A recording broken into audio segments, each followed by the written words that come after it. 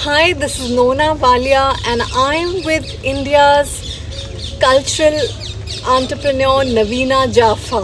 Well, Naveena has written her latest book on the heritage walks of Delhi. So, Naveena, can you come in and tell us what exactly inspired you to write a book on heritage walks?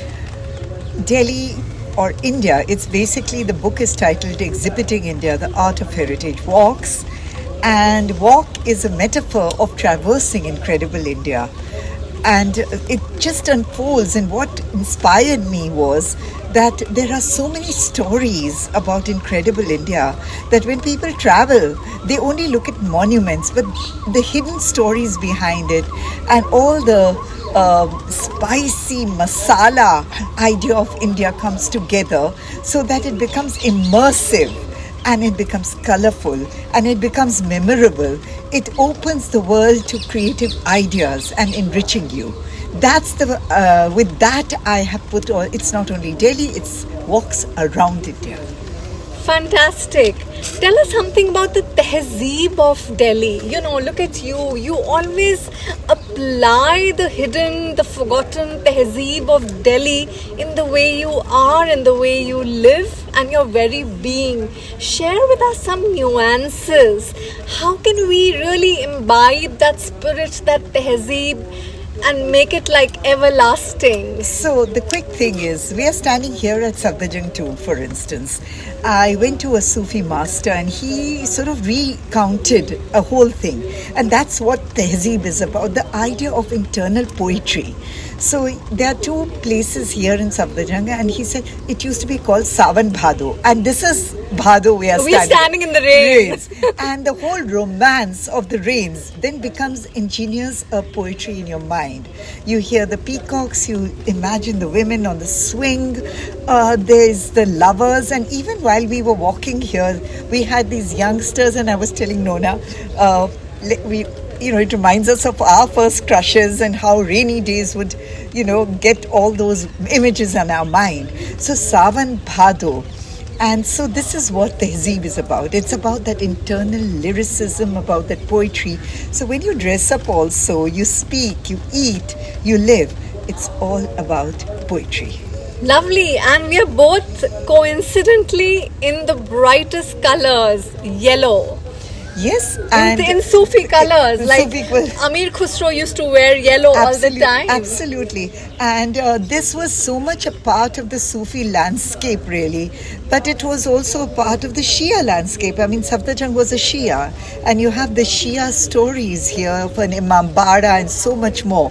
So this is what the layering of the city, you unfold the layering and make it come alive. And that's what Heritage Walk metaphorically really means. Great, fantastic. So how do you think we can inspire the generation next to take care of our rich culture that we have around us? See, wisdom and method. So wisdom means that you need to have the knowledge. Unless you have the knowledge, how will you inspire somebody? So this book, which I'm exhibiting India, has these little stories, little methods of literally igniting the imagination to know more. I'll give you an anecdote about this. For instance, in Kutch region, which is celebrated as a salt desert, I found an old mariner who was 92 years old. Wow. And he sailed the Indian Ocean and would go to Yemen. And on the other side, Shivji Kharwa is what his name is. And he was just 12 years old when he went on a sailing boat across the Arabian Sea to Yemen. And there's an island by the name of Sakrota, and there's a Hindu temple there by the name of Sakrota Devi. And they would move, and a lot of the belief was to look at the storms. And they believed that there was a Sufi living in among the fishes who would guard them. Wow. So, these stories, even in Delhi, for instance, you have this marriage party locked up in a wall in a Turkman gate. So the khadim or the Sufi teacher says, you come at 11 o'clock and you can hear the nagaras, the drums beat. So these are the stories, and I've seen it with a lot of children. I did heritage walks with children, school children, and they come back and they told me, oh ma'am, you did that walk on that particular observatory in Bada Hindu Rao, and that child is now in NASA. Wow. So, I mean, it opens up so many ideas. So it's fantastic. We have culture in every brick, every little, monument around us.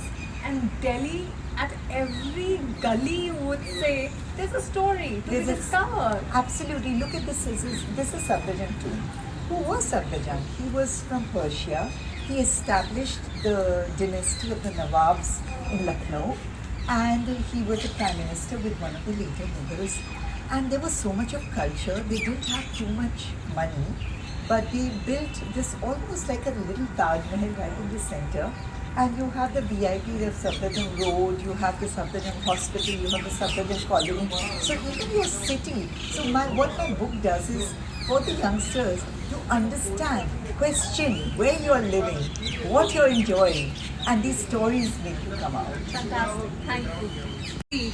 To the generation next. So this book, The Exhibiting India, is actually my work for three decades. And I won't take it to the grave, all these methodologies, these stories that I've put into the book.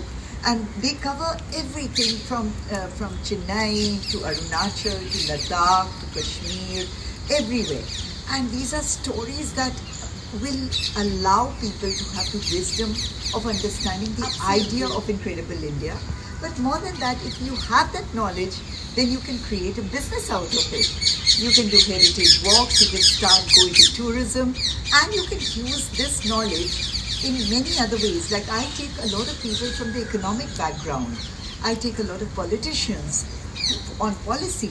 So unless you have the wisdom of understanding where you are, who you are, and the stories behind this, how will you even think of conserving culture? And this is so important. Once I took the Prince and Princess of Liechtenstein, Sophia and Prince Albert, to Humayun's tomb. And then I learned about their culture, because the Liechtenstein is such a small country that a lot of the barriers is in the mountains, standing up straight. So, just sharing our stories, and they sharing ours, it's all about growth and wisdom and method. That's how you encourage and motivate. This book is meant for Generation Z. अच्छा, एक सूफी कलाम सुना दीजिए. I know you really know a lot of these hidden gems. Okay, so I won't be able to say too much, but what I was wanting to tell you is a story. So, एक मर्तबा Hazrat Nizamuddin was sitting on in his courtyard, which is called Yari Chabutra, and he said, go to the door and get this young man standing there. He's a king. So his disciple went there and found that there was no one but a young boy in tattered clothes. He said, there's no king. He said, that's the king. The king came. He was a boy from Afghanistan who had lost a battle. His name was Hassan. Long story cut short, Hassan got a job with a Brahmin called Gangu. Gangu was the astrologer for Muhammad bin Tughlaq, and he recommended his name to look after Muhammad bin Tughlaq's interest in Deccan.